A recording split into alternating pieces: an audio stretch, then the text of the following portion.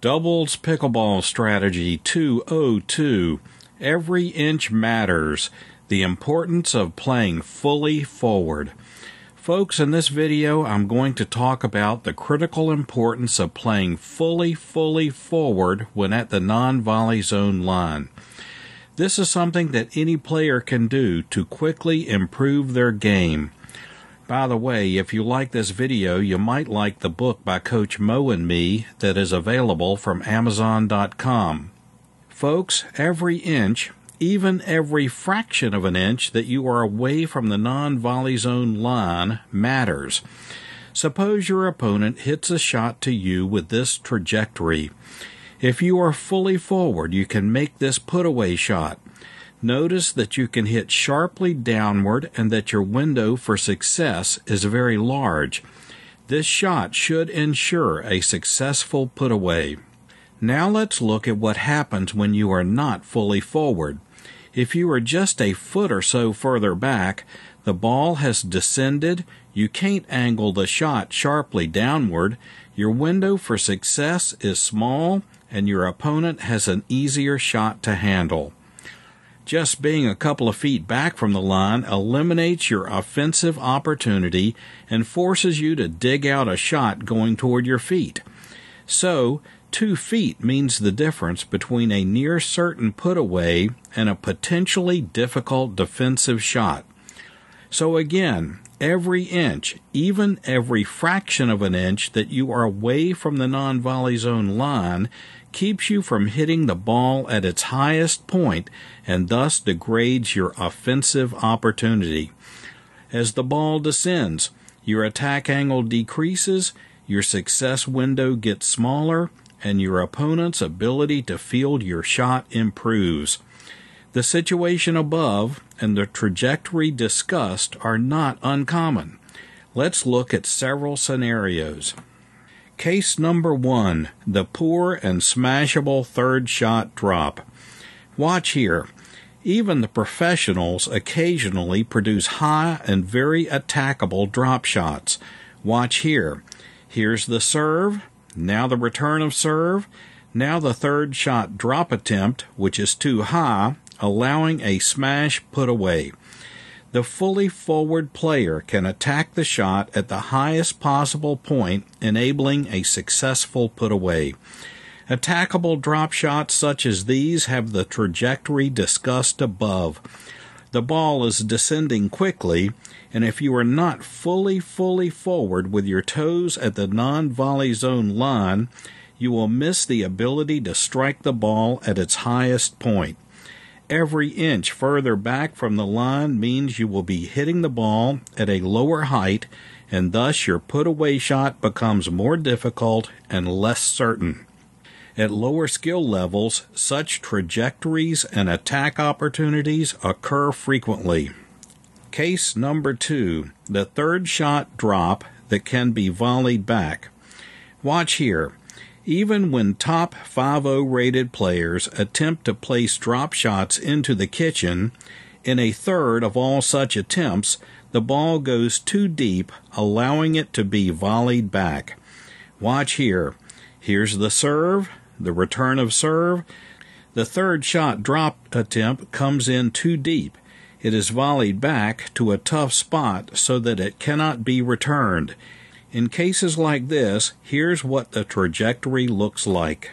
Again, the ball is descending rapidly, and you must be fully forward to volley the ball back and hit the ball at the highest point possible.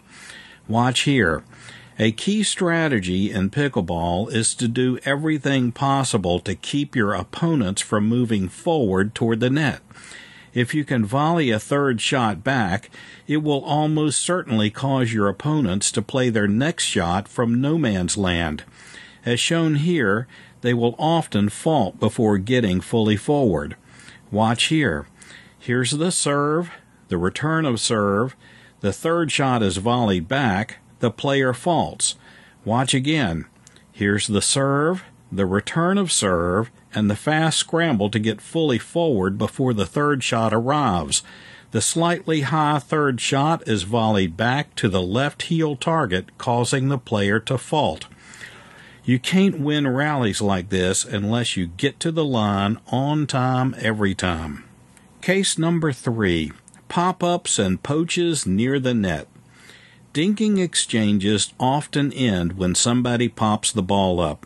If you are not fully forward with your toes at the non-volley zone line, you will miss opportunities and you will miss the ability to strike the ball at its highest point. Cross-court dinking exchanges often offer poaching opportunities for players who think fast and are fully forward. Case number 4. Dinking game attack opportunities. Even bad dink shots rarely land very far outside the kitchen. So if you are not fully forward, you miss many attack opportunities. Attack shots such as these are only available to players who are fully forward and reaching into the kitchen. Watch here. These attack shots are only available to players who are fully forward and reaching into the kitchen area. Specific practices that help achieve success. Let's look at specific things you can do to capture the advantages of being fully forward. Practice number 1. When you are the partner of the service receiver, pin your toes to the non-volley zone line before the serve is made. Watch the partner of the service receiver. She is fully forward and ready. Remember, your toes should be no more than 2 inches behind the line. Notice the wide stance, which permits agility. You can twist your upper body to see if the serve to your partner lands in bounds. You may be asking, why get in place so early? The reason is that most recreational players do not reposition themselves once the rally begins. Instead, they start in a bad place and then they stay there. Also, once the action starts, you need to be watching the ball, not looking down at your feet. Practice number 2. When you are returning a serve, return the ball and get fully forward and in place before the third shot arrives to enable making a volley return when possible. For the same reason just discussed, when you are returning the serve, return the serve not with a fastball, but with a shot that allows you to get fully forward at the non-volley zone line before the third shot comes across the net. If your mobility is poor, hit a semi-lob shot as your return of serve to allow you to get fully forward so that you can pin your toes to the line before the third shot comes back across the net. Top players usually do not allow a third shot to bounce outside of the kitchen area. Watch here.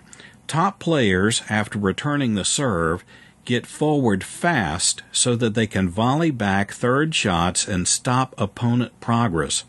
When you fail to get to the line before the third shot arrives, you lose opportunities to smash the ball, volley the ball, or force your opponent to play from no man's land. Let's watch again how the pros play. Here's the serve. Now the return of serve and the fast charge forward to get fully in place before the third shot arrives, which allows striking the put-away shot at the highest location possible. Practice number 3.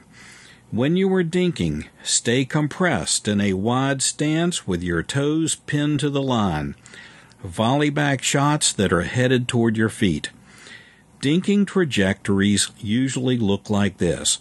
Again, the ball is descending rapidly, and if you are not fully forward, compressed, and reaching in, you will miss opportunities to volley the ball and miss opportunities to attack with the ball at its highest location. In fact, during dinking exchanges, many or most attack opportunities will be lost altogether if you are a foot or more behind the non-volley zone line. Watch here. These attack shots are only available to players who are positioned fully forward. Top players are passionate about playing as many shots as possible from as far forward as possible. In addition, top players understand the vital importance of stopping their opponents from making forward progress toward the net. When you want to win, Every inch you are away from the line makes a difference. When on the service receiving team, getting both teammates fully forward before the third shot arrives is not something that requires talent, skill, or technique. Instead, it simply requires commitment. So get committed and get fully to the line on time every time and start winning more pickleball games. Good luck.